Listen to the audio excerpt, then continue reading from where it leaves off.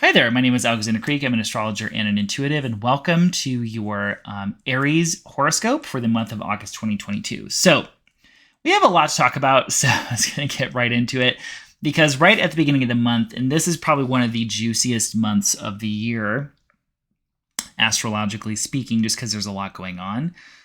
So right at the beginning of the month, it actually really goes actually back to July 31st. So July 31st, August 1st, there's a couple things happening that is just, this kind of feels like the sudden awakening kind of energy. And for you, a lot of this is going to take place in your financial sector. So number one, you've had a lot of activity in your financial sector in your chart because the nodes of the moon, these sort of faded points in the chart that indicate, new beginnings in the case of the north node, or kind of where you're going, where you're evolving. And the south node is really kind of where you are releasing from, or where we're breaking away from. And the north node is in your second house of finances right now. And there could be new developments since the nodes went into Taurus, or since the nodes went into Taurus and Scorpio. There could be new developments really in your personal earning potential, in your spending, in your personal finances, in your earned income. There could be new beginnings. There's maybe new sources of income. There might just be new expenditures. But also, this is also kind of how you maybe value and carry yourself, and kind of what you feel you are worth.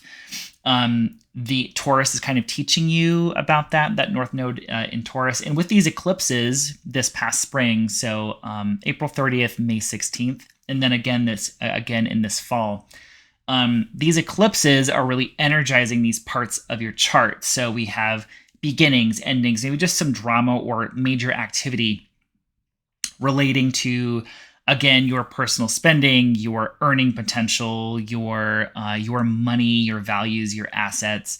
And also we have energy in the part of your chart that deals with shared resources, with money and resources that you share with other people. It could be partners' money, family money, like inheritance.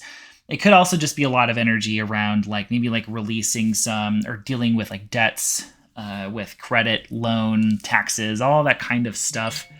Oops, that is my phone. Let's turn that down.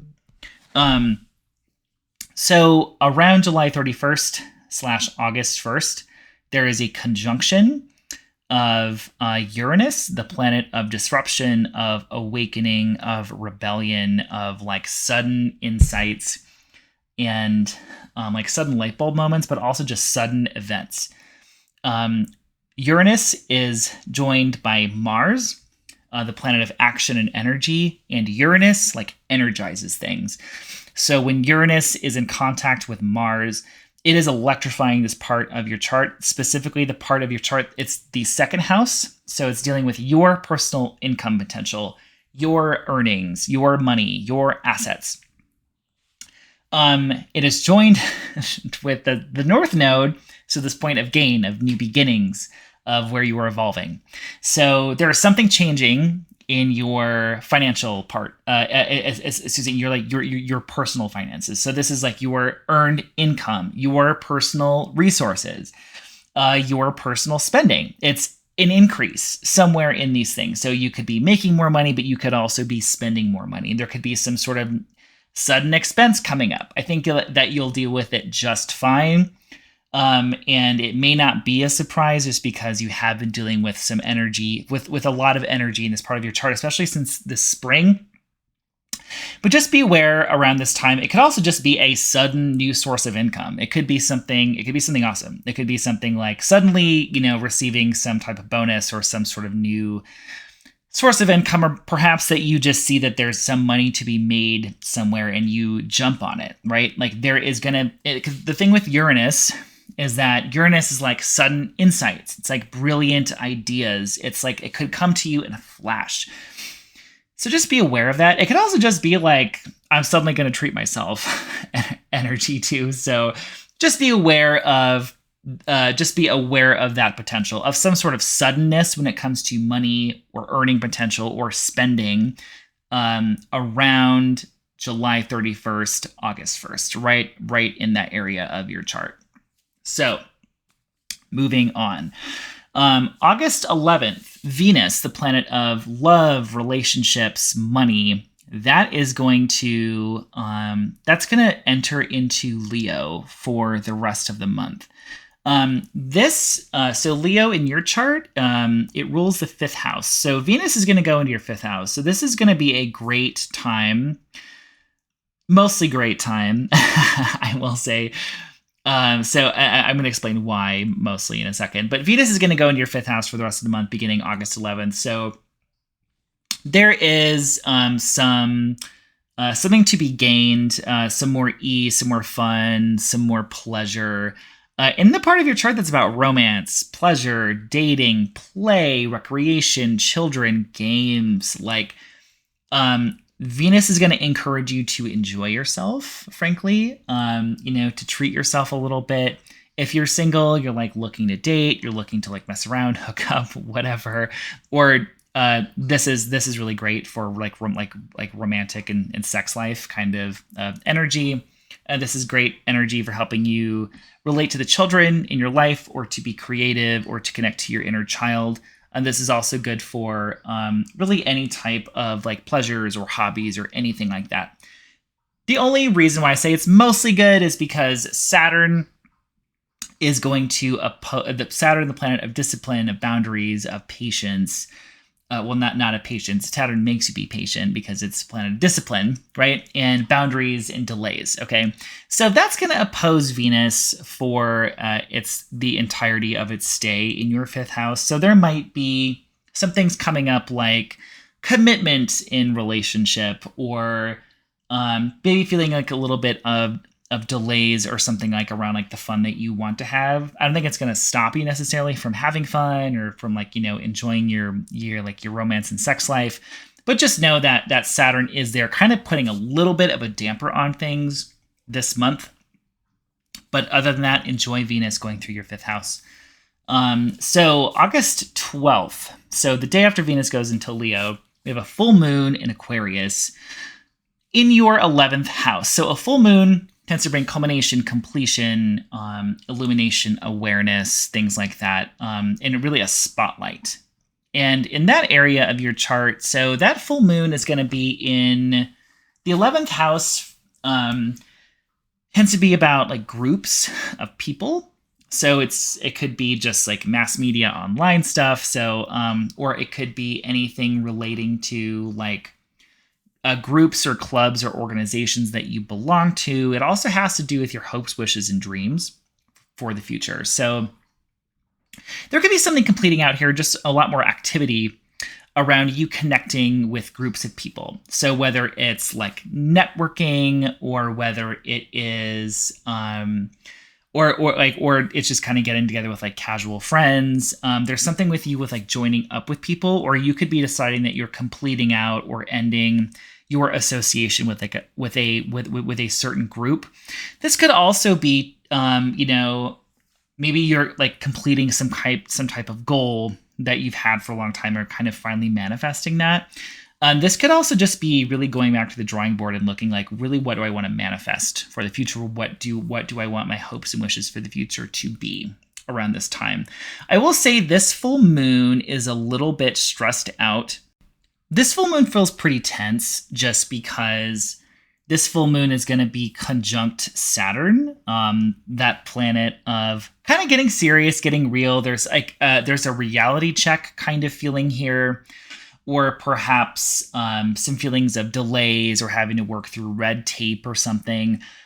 This full moon is also squaring Mars and Uranus at this time too. So you could be feeling just kind of impatient, maybe a little bit impulsive. There's just a feeling of having to kind of go through the muck a little bit, work through red tape, or work through some kind of restrictions, because it feels like you're really wanting freedom, especially you might be wanting freedom or feeling some impulsivity maybe in your in that financial part of your chart. And at the same time, there's a lot of responsibility and feelings of delays or commitment as it comes to your casual friends, groups of people, again, clubs and organizations, just because Saturn has been going through that 11th house in your chart since about late 2020. So again, a little bit of a tense full moon around August 12th.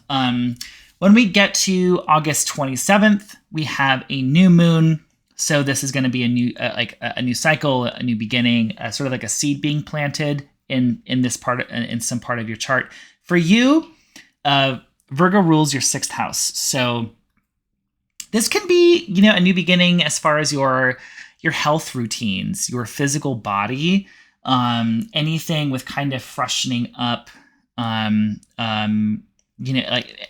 I'm kind of repeating myself. Anything with bodily health and health routines. This could also be if you've been wanting a new beginning as far as your work life. As far as like your grind, your job. This is job. This is not necessarily career. So whatever it is that you are doing for a job, there could be some kind of reset here. There could be some kind of new beginning if you're looking for for a new gig or some kind of new day job, or really anything where you serve other people or. But usually usually the 6th house is work and health. This could also be pets too. This could be some kind of new beginning as far as like with your pets and with your animals. And I'll say that new moon specifically does feel very energetic. There is this feeling of like really being able to tackle your to-do list, because this new moon is going to be squaring Mars in Gemini. So when the moon is squaring Mars, there's just this energizing feeling. There's this tendency toward conflict a little bit with this new moon. I'd watch your words as well, because you could just be the tongue could be a little spicier essentially around this new moon. And I will say there's just like a lot of really kind of energetic energy.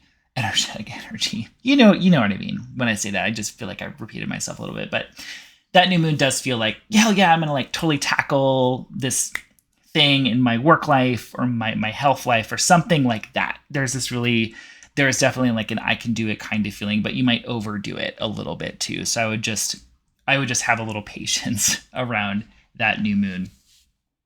Lastly, going backwards in time a little bit because I forgot. So around the 24th of the month, Uranus, that planet that's really kind of helping to cause a lot of this electricity awakening, maybe turbulence a little bit in your financial life, that's going to station retrograde on the 24th for a few months. So around the 24th, whenever like a planet stations retrograde, you can feel it. Like there's almost this like disturbance in the force kind of energy. So this isn't bad at all. Uranus going retrograde, you're going to reevaluate and review how like these various maybe changes that you've experienced in your financial life or in your confidence or in your values, essentially. So around the 24th, you can feel just like a feeling like a need to review or just to look at things in your finances and see how things have changed. But once that Uranus retrograde gets going, it's going to kind of slow down maybe some of the ups and downs that we've had with finances for you. So anyway, that is your forecast for this month. I want to mention before I let you go, I am starting a Patreon this month.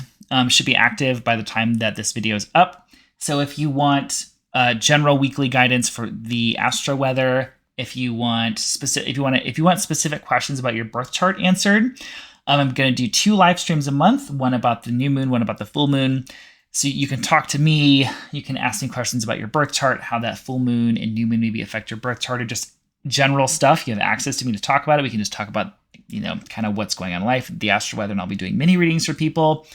And then on the 3rd tier, I'm doing personalized monthly forecast readings, which are sent directly to your inbox, in which I look at your individual chart and I talk about, the different transits that are coming up, exactly kind of how it hits your chart and kind of different things to look for. That's a little bit more in depth than these videos because I have access to your birth information. So check that out if you're interested, and I would love to see you as a subscriber. Otherwise, I will see you next month. If you enjoyed this video or the audio, whichever you're listening to, make sure to like, subscribe, leave a review, whatever, depending on which platform you're on. And thanks again. And I hope you have a good, exciting month. So I will see you next month in September. Bye, guys.